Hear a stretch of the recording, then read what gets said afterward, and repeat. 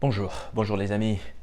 Alors j'espère déjà que vous allez bien mais vraiment que alors je ne sais pas si ça va être le jour ou la nuit, bref, peu importe l'heure à laquelle vous allez suivre cette capsule, je vous espère en tout cas bien portant et que vous prenez le soin, mais alors de prendre soin de vous-même.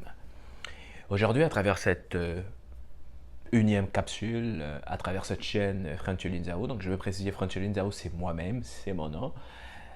C'est une chaîne que j'ai créée parce que précisément je suis parti d'un constat, c'est qu'il y avait peu un contenu bien condensé, analysé, qui traite de la situation du Congo. Encore une fois, sur cette chaîne, je parle, alors ça va pas être l'exclusivité, mais je vais dire 99% de ma production concerne le Congo notamment parce que précisément je suis originaire du Congo-Brazzaville, le Congo ou Congo-Brazzaville pour être un peu plus trivial.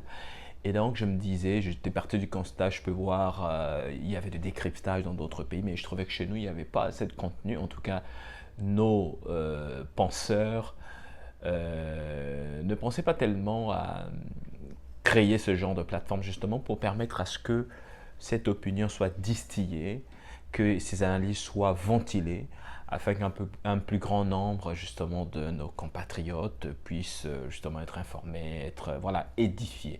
Et donc à travers cette chaîne précisément, je m'attelle de rendre un contenu autour du Congo, mais alors un contenu de qualité, que j'espère en tout cas de qualité, parce que j'essaie vraiment de travailler dessus pour dire des choses qui vaillent et qui permettent à ce que vous puissiez, à votre niveau également, vous faire une opinion de notre Congo, de le penser. On essaie de le penser et de le repenser sous le prisme justement de sous le prisme de nos vécus et de nos expériences également.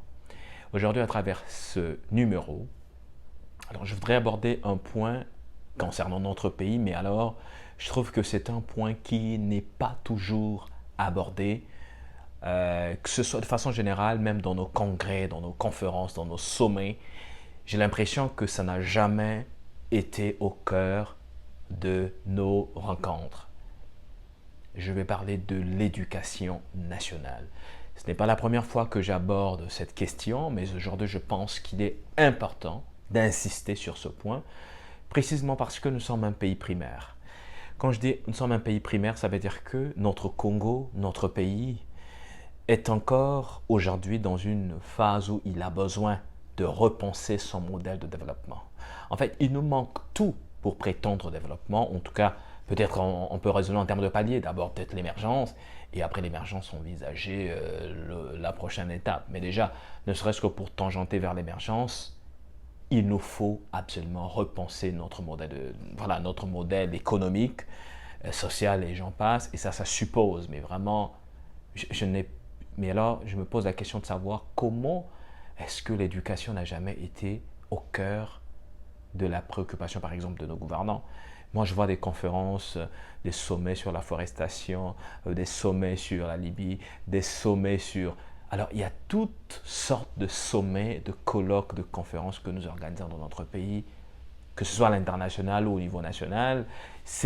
Il ne se passe pas un mois sans qu'il y ait alors un événement de grande envergure organisé, soit au grand centre de conférence à Kintélé, au palais de congrès à Brazzaville, à Pointe-Noire. Bref, il ne se passe pas un mois sans qu'il y ait une grande messe, alors une grande rencontre autour justement de nos costumes que nous savons si bien porter, tout ça.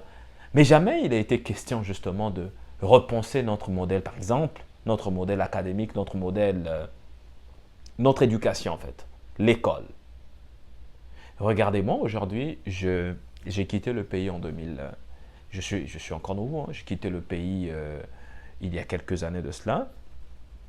Et je suis établi au Canada, à Montréal précisément, dans la province de Québec. Et qu'est-ce que je constate? En arrivant ici, je travaille bien sûr, mais j'ai fait, comme on dit, quand on arrive dans un territoire, la première des choses à faire, c'est mais alors, s'émanciper. L'émancipation vient de ce qu'on essaie justement de s'assimiler. Donc l'émancipation vient justement de l'acceptation de cette nouveauté, de la culture du pays voilà, du pays de résidence, du pays d'accueil. Et aujourd'hui, j'essaie de m'assimiler, de m'adapter. En tout cas, c'est à moi de faire tous les efforts nécessaires justement pour être en phase avec cette nouvelle société que j'ai appris à aimer, que j'adore aujourd'hui. Mais je suis retourné aux études aussi, entre autres, parce qu'il fallait absolument pour moi la meilleure façon d'être inséré pleinement dans une nouvelle société, mais c'est vraiment de retourner aux études. Et donc, je suis aux études actuellement. Mais j'ai fait un constat. D'abord, le premier constat, et ça peut se vérifier à travers justement, écoutez, nous avons Internet aujourd'hui, dans les classements au niveau mondial, le système éducatif nord-américain est de loin le système le plus performant au monde. Ça, c'est un premier point. Alors, l'Amérique, là, quand on parle d'Amérique, le nord-américain, c'est le Canada et les États-Unis, bien sûr. D'ailleurs, les plus grandes universités sont américaines, tantôt anglaises, tantôt canadiennes, un peu chinoises maintenant, etc. Et deuxième chose, c'est que moi, je constate ici, on prend très au sérieux, alors les études de façon générale, mais les filières techniques sont tellement développées, tellement développées, tellement développées, mon Dieu. Les filières techniques sont tellement développées que quand un jeune sort de l'école, même avec un niveau équivalent du baccalauréat de chez nous, il est déjà suffisamment outillé pour être entrepreneur. En fait, la plupart d'étudiants qui sortent des filières techniques finissent, je dis même pour la plupart, c'est-à-dire à 90% de ces jeunes, ils finissent par devenir des entrepreneurs, des inventeurs, ils finissent par créer des startups, ils finissent par devenir des chefs d'entreprise. Parce qu'il est électrotechnicien, il a su inventer quelque chose, il a une connaissance, il devient ingénieur, ainsi de suite. Donc, le constat que je fais, c'est que la plupart de ces étudiants formés ici, là je parle ici du Canada, formés dans des filières techniques, la plupart, encore une fois, deviennent des inventeurs, mais alors presque la majorité deviennent des entrepreneurs. Et qu'est-ce que ça signifie, être entrepreneur? Eh bien ça signifie qu'il y a un problème qu'ils résolvent. Non, il y a deux problèmes. Premier problème, c'est qu'ils viennent tout fraîchement des études, donc ils sont en capacité de créer des solutions. Ils sont en capacité de penser et de repenser justement des problématiques de la société. Et à travers justement le prisme de ce qu'ils ont appris, ils arrivent justement à implémenter des solutions. C'est pourquoi vous voyez, par exemple, on dit, chez nous par exemple, on a maintenant des nouvelles technologies, tout ça, mais la plupart ici, la plupart de jeunes qui sortent des filières techniques, informatiques, tout ça, ils deviennent des chefs d'entreprise. Parce qu'il est fort en génie logiciel, il est fort en électrotechnique, il est fort en biologie, je sais pas, en ingénierie médicale, toutes sortes de techniques, mais c'est dans tous les domaines, ils deviennent des chefs d'entreprise, ils créent des startups, ils embauchent 10, 30, 15, 50, 100, ils se développent, ils deviennent des grandes entreprises. Voici donc un pays qui a compris que pour qu'on continue d'être compétitif, il nous faut absolument marteler sur la formation technique. Et pour ce faire, le Canada, en tout cas, ce n'est pas le numéro 1 au monde, mais c'est parmi les meilleurs systèmes éducatifs au monde. Et je vois les jeunes qui sortent des universités dans les filières techniques qui deviennent, pour l'essentiel, des chefs d'entreprise. Il n'a pas de temps en fait à être embauché chez quelqu'un. En tout cas, ils peuvent se faire quelques temps d'expérience professionnelle dans une entreprise, mais ils finissent tous, pour l'essentiel, d'être chefs d'entreprise, de créer des entreprises et ainsi donc d'embaucher. Qu'est-ce que ça veut dire? Ça veut dire que quand je repense notre système éducatif, déjà, je crois qu'il nous faut absolument, mais de toute urgence, avoir, je ne sais pas s'il faut faire de ce qu'on appelle par les états généraux de l'enseignement, mais vraiment appeler les experts. En fait, il nous faut un brassage d'expériences d'ici et d'ailleurs. Essayons de prendre tout ça, appeler d'experts de partout, des Congolais qui sont en capacité de réfléchir et d'aider la République justement à repenser le système éducatif. Ils sont nombreux, mais réfléchissons pour voir quel est notre modèle éducatif. Qu'est-ce que nous voulons devenir d'ici 15, 20, 30 ans?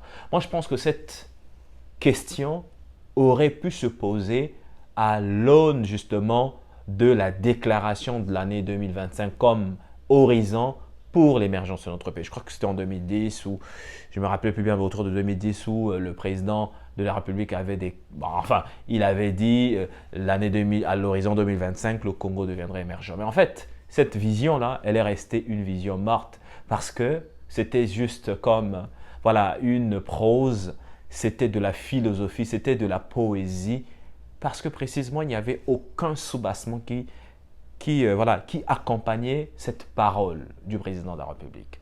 Parce que quand on prétend devenir un pays développé, mais le développement passe nécessairement, regardez, nécessairement par l'éducation, par la formation. Nous sommes un pays qui a mis alors un potentiel incroyable. Parlons par exemple de l'agriculture. Nous avons plus de 10 millions d'hectares de terres arables donc qui sont propices à l'agriculture. Mais aujourd'hui, l'agriculture, c'est l'éducation. Il faut former les ingénieurs agronomes. Il faut former les ingénieurs dans les techniques agricoles nouvelles, dans les nouvelles technologies. Aujourd'hui, la technologie agricole a évolué.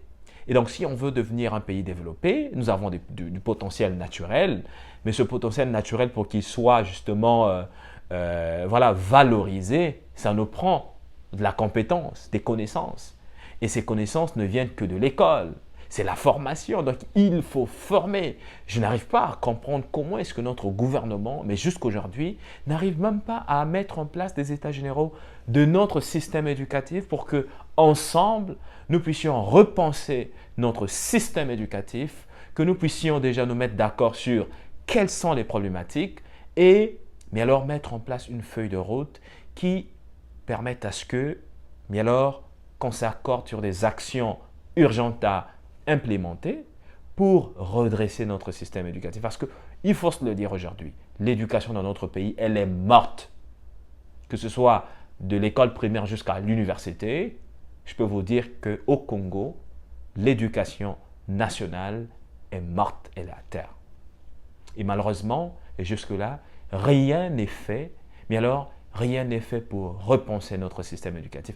Et comment on peut prétendre, justement je me pose la question, comment pouvons-nous prétendre devenir un pays développé, un pays émergent, si notre système éducatif est celui que nous connaissons?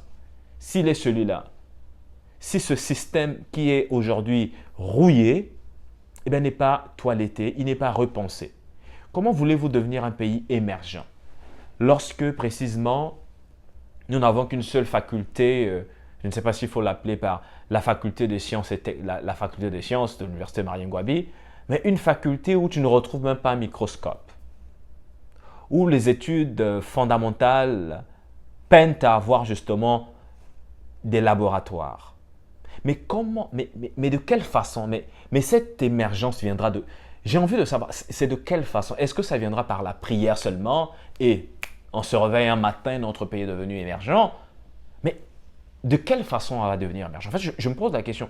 Aidez-moi les amis, vous qui êtes congolais comme moi, aidez-moi à comprendre de quelle façon notre pays deviendra un pays développé, un pays émergent, si notre système éducatif demeure celui que nous connaissons avec, pour l'université Marien Ngouabi, avec les écueils que nous lui reconnaissons à cette université, mais maintenant l'université Denis Sassou Nguesso. Mais sincèrement, posons-nous des très bonnes questions. Si, précisément, il y a vraiment cette volonté de faire que le Congo devienne un pays émergent, alors l'horizon 2025, c'est déjà fini là. On est bien d'accord que c'était un leurre. Alors, c'était pas sérieux là. Voilà, ce n'était pas sérieux. Maintenant, essayons de faire les choses avec un peu plus de sérieux. Si on veut véritablement devenir un pays émergent, ce n'est pas cette course en avant. Il faut revenir sur terre, commencer par repenser notre système éducatif. L'université au Congo, il n'existe presque pas d'université dans notre pays parce que les quelques universités qui sont ça et là, il faut être sérieux avec nous-mêmes les amis.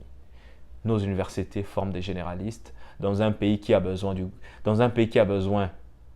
d'avoir des routes, dans un pays qui a besoin d'avoir un système d'adduction d'eau potable. Donc, on a besoin d'eau, d'électricité, des routes, On a besoin, donc les besoins primaires, l'infrastructure fondamentale pour déjà espérer nous aligner sur une possible émergence. Cette infrastructure a besoin d'abord d'être construite et malheureusement, nous formons des généralistes. Nous formons des lettrés, nous formons des experts en Molière, en Victor Hugo, en langue vivante, étrangère. Bon, bref, je ne dis pas que ce n'est pas important ces filières-là, mais ce que j'essaie de vous dire, c'est que si l'éducation fondamentale, expérimentale, si nous ne misons pas, mais alors sur les filières techniques, si nous n'avons pas une université technologique dans notre pays, une université de la haute technologie, alors une université technique avec des filières vraiment structurelles qui permettent à ce que ces filières soient alignées par rapport à nos priorités, notamment, c'est tout ce qui concerne le génie civil et j'en passe, l'hydroélectricité, l'ingénierie d'électricité et j'en passe. Donc, l'informatique, électrotechnique, électromécanique, la robotique, tout ça, ce sont là les filières sur lesquelles il faut travailler et il faut implémenter dans notre système éducatif. Et je pense qu'il faut repenser le système, mais alors depuis le soubassement, c'est-à-dire l'école primaire, déjà il faut repenser les programmes. Ce n'est pas normal que nous continuions d'étudier la Chine, les États-Unis, que nous continuions d'étudier ces pays-là. Ce n'est pas normal que nous étudions ce qui ne nous avantage en rien, ce qui nous fait perdre du temps. Ce n'est pas normal que nous étudions la Deuxième Guerre mondiale telle qu'elle a été construite, ce narratif-là, tel qu'il a été construit par ceux qui voulaient justement que nous acceptions cette histoire pour de l'argent comptant. Écoutez les amis, je pense qu'un pays qui veut se développer, ça se sait. Quand on voit son système éducatif, tout de suite, on sait que ce pays, ses dirigeants ont une vision. Je prends un exemple simple, le Rwanda. Alors, je ne suis pas un fan de Kagame, qui est un bon dictateur, mais alors qui est un monsieur que l'Afrique n'a pas besoin par rapport justement à ses intrigues avec la République démocratique du Congo.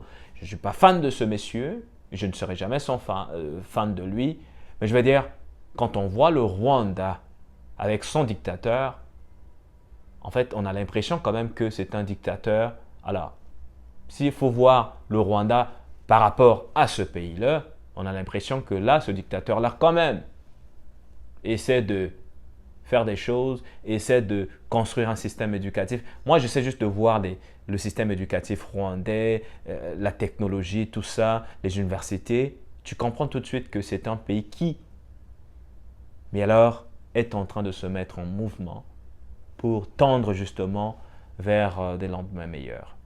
Et donc, notre Congo également. Il n'y a qu'à voir par exemple le Sénégal, aujourd'hui qui devient le hub africain en matière justement d'éducation, de formation. Et la plupart même de nos jeunes, de mes compatriotes vont au Sénégal pour se former dans des universités sénégalaises, alors qu'autrefois c'était le Congo qui était la référence en Afrique noire. Les amis, c'est important. Mais alors c'est important que nous mettions la pression pour que ces messieurs et dames qui nous servent de ministres et de gouvernants, qu'ils prennent leurs responsabilités. Ce n'est pas normal. Parce que ce qu'on est en train de voir là, on vient de déclarer les admis du baccalauréat. Mais c'est quoi ce baccalauréat-là? Quand on essaie de creuser là-dedans, c'est rien du tout. Il n'y a rien de consistant.